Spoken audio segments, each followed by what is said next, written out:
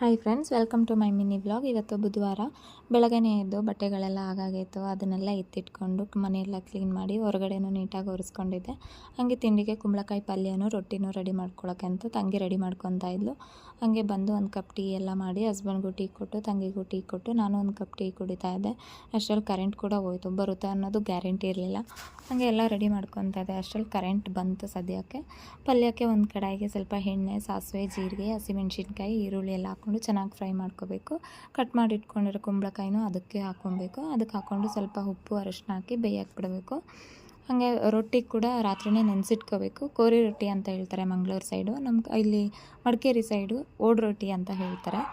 ಹಾಗೆ ಅದನ್ನು ರುಬ್ಕೊಳ್ಳೋಕ್ಕೆ ಅಕ್ಕಿ ಮತ್ತು ಸ್ವಲ್ಪ ರಾತ್ರಿ ಉಳಿದಿರೋ ಅನ್ನ ಹಾಕ್ಕೊಂಡು ಚೆನ್ನಾಗಿ ನೈಸಾಗಿ ರುಬ್ಕೊಂಡು ಒಂದು ಸ್ವಲ್ಪ ಉಪ್ಪು ಹಾಕ್ಕೊಬೇಕು. ಮಾಮೂಲಿ ನಾವು ದೋಸೆ ಮಾಡ್ತೀವಲ್ಲ ಅದೇ ತವದಲ್ಲೂ ಹಾಕ್ಕೊಬೋದು, ಇಲ್ಲ ಕಬ್ಬಿಣದ ತವಕ್ಕೂ ಹಾಕ್ಕೊಬೋದು. ನನ್ನ ಹತ್ರ ನಾರ್ಮಲ್ ದೋಸೆ ತವ ಇದೆ, ಅದಕ್ಕೆ ಹಾಕ್ಕೊತಾ ಇದ್ದೀನಿ. ರೊಟ್ಟಿನೂ ತುಂಬ ಚೆನ್ನಾಗಿ ಬರುತ್ತೆ. ಮಂಗಳೂರು ಸೈಡಿಗೆ ತುಂಬ ಜಾಸ್ತಿ ಮಾಡ್ತಾರೆ, ಕೋರಿ ರೊಟ್ಟಿ ಅಂತ ಹೇಳ್ತಾರೆ. ನೀವು ಒಂದ್ಸರಿ ಮನೇಲಿ ಟ್ರೈ ಮಾಡಿ, ಟೇಸ್ಟ್ ಹೆಂಗಿದೆ ಅಂತ ಕಮೆಂಟಲ್ಲಿ ತಿಳಿಸಿ. Thank you. ನೆಕ್ಸ್ಟ್ ವಿಡಿಯೋದಲ್ಲಿ ಸಿಗೋಣ.